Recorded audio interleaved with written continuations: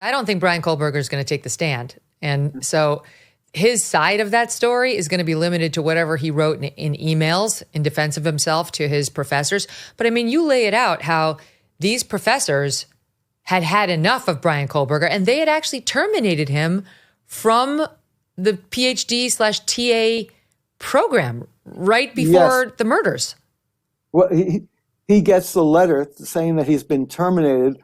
It's sent to his apartment in Washington State University. At this point, he's already on the road with his father, so he never actually gets the actual physical letter. But maybe he got an email, because he does discuss it with his father on this road trip across America, and he's confident he can beat it. But before the murders, Howard, he was, so maybe he didn't get the termination prior to the murders, but he knew at the time of the murders, his neck was on the chopping block at the university for his bad behavior.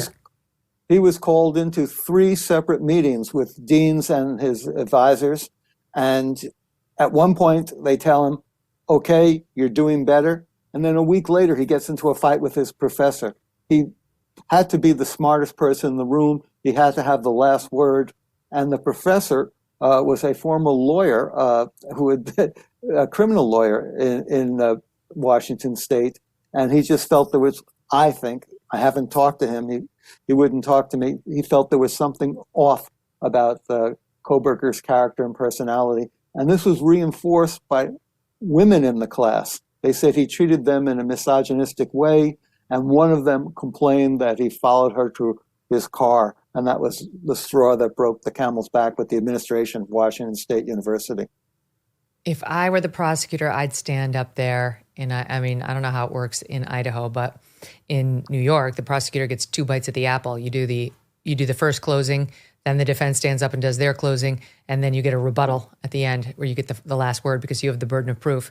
And I would say it's true. Bryan Kohberger did overcome obesity, and he did overcome his heroin addiction. You know what he did not overcome? The severe night terrors and torture, self-torture that's been going through his brain since the time he was 16, where he said he feels like a piece of dead meat, where he said, when I hug my father, I feel nothing. This is a sociopath who is more than capable of these crimes, whose antisocial behaviors got to the point where they could no longer be ignored or not noticed by the students that were in the class for which he was a TA, by those above him who had been rooting for him, with whom he knew he had to curry good favor but couldn't maintain the ruse any longer. And ultimately, this came to a boil inside of him because of the vibrance of these girls, the beauty of these girls, the vitality of this foursome living a life he could never live.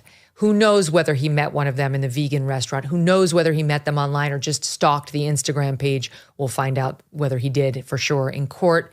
But he was working out a lifetime of angst, anguish, and self-torture as he took that K-bar knife and plunged it into Maddie Mogen and her friends that night. You make a very convincing case. Also, I was just thinking as you were talking about who the confidential witness could be. It could be one of his fellow students in his class, one of the women who he might have walked to the car and felt uncomfortable around him. Things might have happened at Washington State where there have been rumors, but nothing is that I felt comfortable about printing. Maybe these people will testify to that. Was that the one whose apartment he installed a security system, and then she believed he did that just so he could look at her? That's one theory, again, that hasn't been substantiated. That appeared on Dateline. The Dateline reporters are damn good, but I haven't been able to substantiate that. So maybe they have something I didn't get. It wouldn't be the first time. But I think something like that could come out at the trial, and those could be the witnesses who are willing to talk. Well, look, I, for one, am just glad it's finally, we think, coming to trial. It's been too long, and I'm sure the families are just absolutely frustrated that, with every passing day, witnesses' memories fade, even the jurors' memories of the awfulness of this fade, though that will be brought full front and center to them through pictures. But I'm sure they want justice. They want an end to this, or at least an end to this phase. Yes, I mean, and they also want, some of the families make it clear they want vengeance. And who can blame them in many ways? One father said, I send my daughter off to college and she comes home to me in a box. How can you deny him his venting for vengeance? I certainly can't. No, that's another piece of this process. It's already inconvenient. They got to travel now to Boise, allegedly to protect his rights, because the defense did some survey of the locals in Moscow, Idaho, that allegedly suggested they all knew about the case and they allegedly had biases already. I mean, all of that could have been cleansed on jury selection and with the jury instruction. I don't think you're going to find people in Boise who've never heard of the case either. Well, even it came up in the courtroom when they're giving the statistics. 97% of the people in Moscow heard about the case. In Boise, what was it? 93%. Oh, so 4% difference.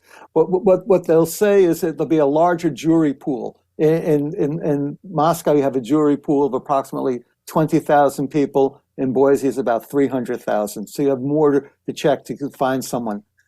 I wouldn't have moved the trial, but I see how the judge had to do it. You want to do everything that will make this trial stand up, because it's going to be appealed if he's convicted.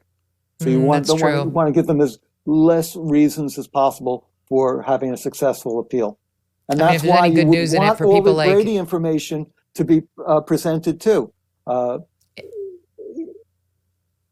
100%. If there's any good news in this for people like you and me, it's that Judge in kicking it up to Boise said, at least they're going to have a bigger courtroom, which can handle the amount of interest that there will be in this case, which, honestly, as members of the media, that is good. There will be cameras inside of this courtroom. It'll be controlled. It'll be one at the back of the courtroom, we're told. But in any event, having access to the actual trial on camera is such a gift. It's definitely going to drive interest in this case. And, in August, post the presidential election, I think there's going to be a lot of eyeballs on this. Right. And the jury selection will start July 30th. And they expect it. This is the other thing. When he talks about the trial date, he's giving just 8 days for jury selection. I don't know if you can select a jury that quickly, but we'll see. Yeah.